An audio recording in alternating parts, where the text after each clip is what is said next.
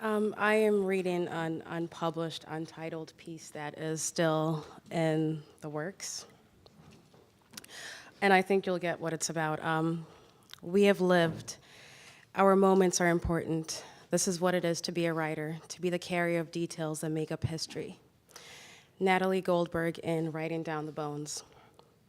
I've spent the last year looking for myself in room after room, rooms unlike this one I sit in now. It must have been Ferguson, or perhaps the Michael Browns and Eric Garners that sent me in a tizzy, requiring me to affirm my worth, my identity. This blatant rebuff of the value of black skin, bodies, hearts, and aspirations had arrived on the heels of my first trip to the Deep South, where I had spent a week in the Mississippi Delta as part of an oral history workshop. There, each evening, on the old Mississippi campus, the weight of history had arrived to nestle on my shoulders as the cicadas awoke the night. I was sleepless that week, every muscle and tissue in my body viscerally aware of the fact that people like me had never been intended for this campus, that it had taken not just bitterly contested laws, but also the armed forces of this greatly complicated nation before bodies and minds and feet such as mine could find themselves within its walls. The cicadas had shared in my hysteria, rising to greet me in the moments when I could think freely, my brow perspiring in the humid southern night.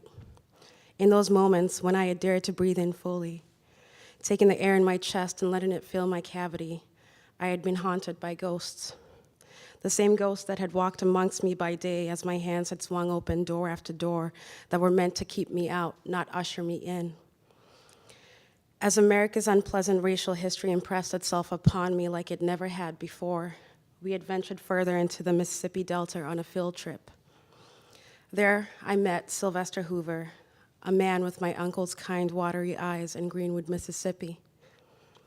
I haven't seen my uncle in what is now over a decade, and as Sylvester stood in his tiny storefront, then his back in the Day Museum, I had drawn closer to him, my eyes seeking that quiet peace with history that he held in his.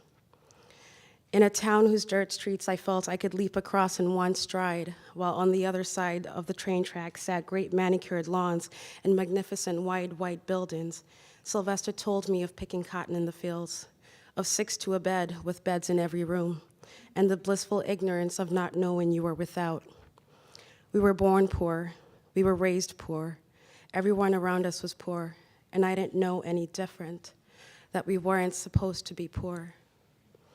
It is July 2014 as I stand on the dirt road in Greenwood, surrounded by crumbling houses and the starkest poverty I have witnessed in my many years as a visitor in this country. There's a black president in the Oval Office and the promise of progression in the air. Michael Brown is still alive, and my world is yet to forcefully erupt in defiance. My world of black and brown faces who will state the painfully obvious for the umpteenth time in American history. Black lives matter. I ask Sylvester, why do you stay? When there's so much more of this country in which you can make yourself, I leave unsaid. I want the world to know about this place, he tells me. And in my heart, the yearning for the places I seek to tell stories about begins to ache. We left Sylvester in Greenwood, driving past endless fields of cotton as far back as the eye could see. His ghost accompanied me now. They populated the fields through the van window, carrying sacks too large for them, slung over their shoulders and backs. Their heads hang low against the oppressive heat, an overseer on a horse never too far off. We had made one more stop before returning to the old Mississippi campus. Peeling my eyes from the unending fields of cotton, I had planted them onto the broken remains of the store where Emmett Till, at age 14, had allegedly affronted a white woman in August of 1955, leading to his brutal murder later that evening and igniting the spark for the civil rights movement. This was my last day in the Mississippi Delta. 3.5 weeks later, on another August day, Michael Brown would be dead on a sidewalk in Ferguson, and Sylvester's words would come ringing in my ears. Things have changed, but they haven't. Much like Sylvester, I want the world to know about these places I come from, the people I saw in them, and the things that moved within them. It is why I find myself suddenly a writer with a grave understanding that the world I exist in is unknown to many, and even worse, unknown to those who live within it because they have never been presented an accurate picture of their reality. Alice Walker, in the footsteps of Nora Zillah Hurston, said she wrote to tell the story she should have been able to read, understanding fully that the experience of women as ordinary human beings was also valuable and in danger of being misrepresented, distorted, or lost. This is what has led me into these rooms where I hope to find myself, understanding that in undertaking writing for the Black woman and about the Black woman, I needed to find these women before I could claim to speak to them. After all, my experiences as an African queer immigrant woman are solely mine, and as Chimamanda Ngozi Adichie stated so eloquently, there is a danger in assuming a single story.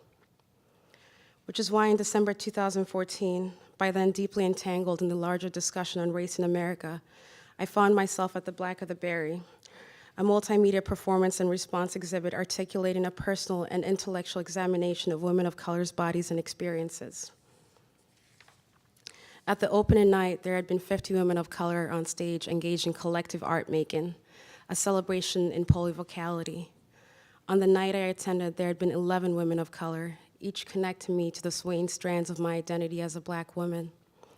I wept tears for a union I did not have and did not know I had needed with such rapacity, as Lisa Brimmer intoned from the stage. What would it be like to move these wings? What would it be like to move these wings? A few months after that, in March 2015, I awoke in the streets of the New Orleans French Quarter with a pen in hand. I was attending a writing marathon that was hosted alongside the Tennessee Williams Literary Festival. I was here to write with other writers, each of us tied to the incessant need to write out the extraordinary details of our very ordinary lives. Connected in name as writers, yet none of them like me.